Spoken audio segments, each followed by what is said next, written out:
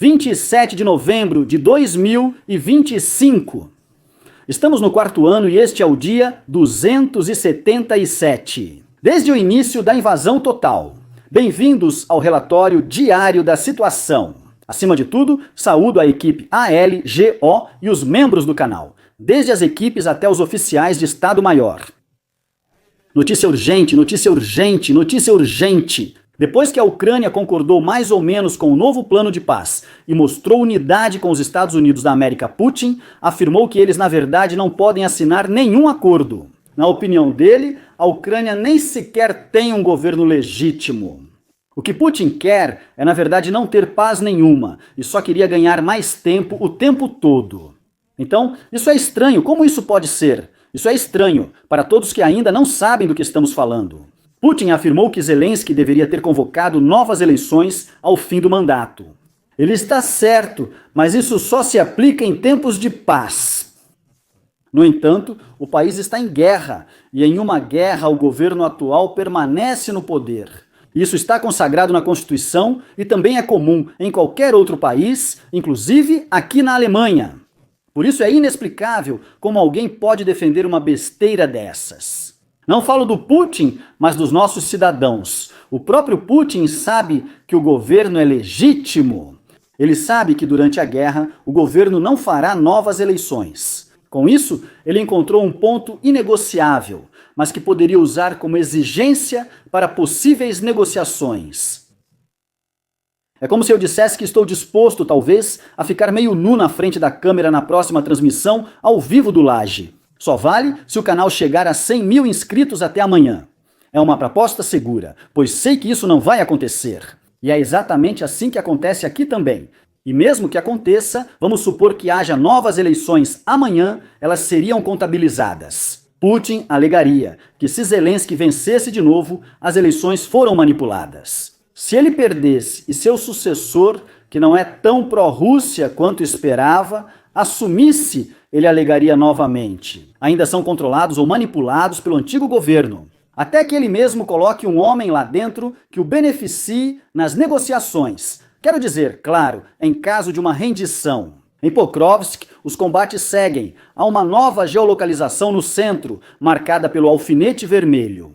Há um veículo blindado de infantaria russo que foi atacado aqui, bem no centro, por 3 drones. Ele foi derrubado pelos russos em um edifício, no entanto, em um abrigo danificado que era muito acessível para drones, já que eles podiam simplesmente voar para dentro.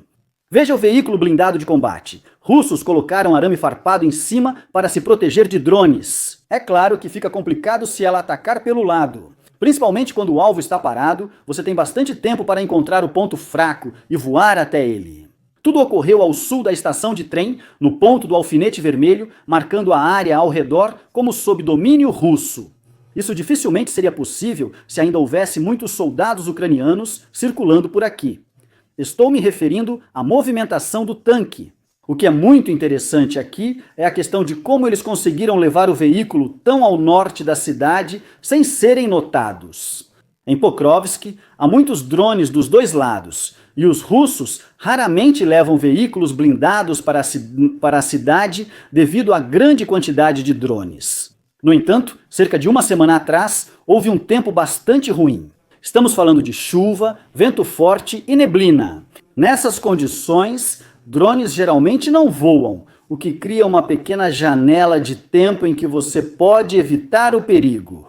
É possível que os russos tenham aproveitado essa janela de tempo de propósito, e também acredito nisso. Os vídeos em que eles se filmam entrando na cidade foram gravados exclusivamente em mau tempo, por exemplo, com neblina forte.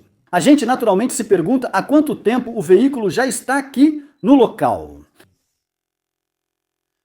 Na região sul de Myrnerat, houve outra alteração territorial. E os russos estão atacando aqui pelo vilarejo de Promien, que fica neste ponto, e aqui eles atacam pela estrada. Eu já relatei que os russos também foram vistos isoladamente aqui na cidade. No entanto, não estava claro para mim até onde eles conseguiram avançar e até onde controlam a cidade. Porque aqui em cima, nesta zona de artilharia, eles atacaram fortemente com artilharia recentemente. Isso indica que os ucranianos estavam presentes naquele momento e presumimos que os russos não avançaram além dali. Mas agora já temos a confirmação de que a parte leste da localidade está firmemente sob o controle deles. Por isso, só adiantei a mudança da linha de frente até aqui. A maioria das perdas ucranianas não acontece em cidades como Mirnorad ou Pokrovsk, mas fora delas, onde o risco de drones e ataques de artilharia cresceu muito. Aqui na estrada, bem no cruzamento do Alfinete Azul, um vídeo foi gravado ali, mostrando principalmente perdas de veículos ucranianos. Tudo isso aqui é como um pequeno gargalo que os ucranianos controlam e por onde eles abastecem os soldados na cidade ou tentam retirá-los. Muitas dessas viagens ocorrem à noite, sem luz, aproveitando a escuridão e, de preferência, o mau tempo. No entanto, ao fazer a rotação e evacuar feridos, nem sempre é possível esperar pelo melhor tempo ou pelas melhores condições. O risco faz com que alguns veículos, incluindo a equipe, possam ser perdidos. A situação segue ruim, apesar da linha de frente ter mudado muito pouco nesta semana. Isso fica claro neste mapa da situação. Como isso aconteceu? Como já mencionei várias vezes, tudo isso me lembra muito a retirada de Avdiivka. De forma descontrolada, descoordenada e principalmente tarde. A situação não pode ser amenizada, nem pelo lado ucraniano. Agora eles enfrentam o desafio de retirar muitos soldados por um pequeno gargalo em Mynherhat, constantemente bombardeado por artilharia russa e drones. Nem do lado russo, que já perdeu bem mais de 250 mil soldados desde o início da batalha por Pokrovsk para conquistar o território que ganhou até agora.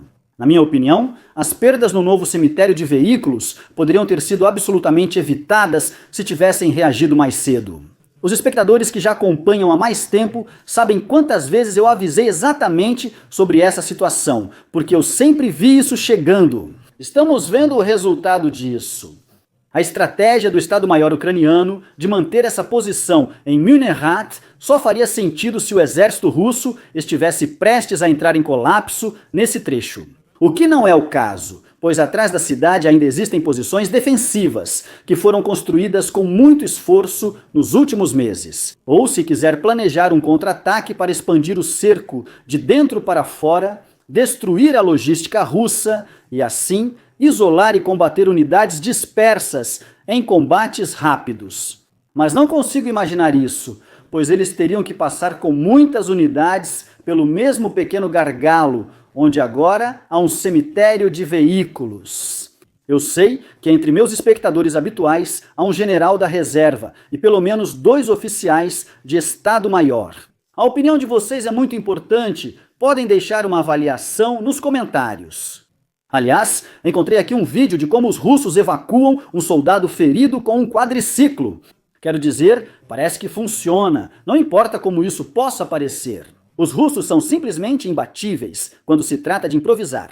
Provavelmente porque eles não se importam com as consequências de tudo isso. Por exemplo, em um ataque de drone, ele não consegue se libertar e o drone recebe um alvo amarrado aos seus pés. Um lançador múltiplo de foguetes russo é localizado por um drone e destruído por outro. Eu acho particularmente interessante aqui que você pode até ver bem a rede de camuflagem com a qual o veículo foi coberto neste vídeo. Enquanto um drone comum talvez nem tivesse detectado, assim é possível identificar e combater veículos cobertos. Explodiu totalmente após o impacto, provavelmente por estar carregado com munição e ter sido deixado ali. O penúltimo ataque de drones russos contra a Ucrânia fez com que alguns dos drones caíssem na Moldávia. Por isso, convocaram um embaixador russo para discutir os incidentes. Ele foi recebido por um dos drones. Veja como essa expressão dele muda ao sair. Quase como se ele estivesse se perguntando se eles removeram a ogiva antes. Acho bom, eles precisam entender por que foram convocados. Segundo a Político, a Europa agora cogita algo antes considerado impensável. E nesse ponto preciso dizer logo que considerar algo é muito, muito típico da Europa. Nós vemos com muita frequência que algo é considerado ou discutido e depois nunca mais ouvimos falar disso. E isso é um grande problema. Mas a notícia ainda assim teve algum valor. E de fato, está sendo considerado realizar um contra-ataque contra a Rússia. Após provocações, ataques de drones e aviões, interferências em GPS, sabotagem ferroviária e desinformação, membros da União Europeia e OTAN avaliam ataques cibernéticos a alvos cruciais para o esforço de guerra russo, incluindo o centro de drones Alabuga, instalações energéticas e rotas de transporte de armas. A OTAN poderia reagir à nova sabotagem com exercícios militares inesperados próximos à fronteira russa da Estônia. Vimos que isso, é claro, não traz muitos resultados, como por exemplo na mudança do espaço aéreo na Polônia. Os aliados até lançam algumas campanhas de informação que são direcionadas diretamente ao público russo. Esse talvez seja realmente um bom ponto. E como eu já disse muitas vezes, estamos em uma guerra. Não uma que possa ser travada no campo de batalha, mas sim uma guerra diplomática e ao mesmo tempo híbrida. E o Ocidente está perdendo essa guerra de lavada. A Rússia tem uma vantagem absoluta aqui. A desinformação russa já avançou tanto na mente dos nossos cidadãos que estamos brigando uns com os outros. Muitos pensam que houve um acordo sobre a expansão da OTAN para o leste, embora o próprio Gorbachev tenha dito que isso nunca existiu. Ou que o Ocidente é culpado pela guerra, ou que conquistas territoriais falsas são anunciadas, ou que soldados da OTAN estão lutando e morrendo na guerra. Você já ouviu isso? Objetos voadores russos seguem invadindo nosso espaço aéreo e ataques de hackers da Rússia ameaçam constantemente a OTAN. A Alemanha está em 8º lugar entre todos os países do mundo em número de ataques e neste mês chegou até o 1º lugar. Podemos até nos alegrar que nossa digitalização ainda depende muito de imprimir documentos, digitalizá-los de novo e usar tubos pneumáticos junto com aparelhos de fax antigos. Está na hora de, nesse tipo de guerra híbrida, não aceitarmos tudo passivamente e começarmos a nos defender. Porque a Rússia nos ataca dia após dia. Um agradecimento especial vai para os membros do canal da equipe ALGE e principalmente para o Tenente Coronel Reneke. Agradeço por ouvirem. Inscrevam-se, curtam, comentem e até o próximo relatório.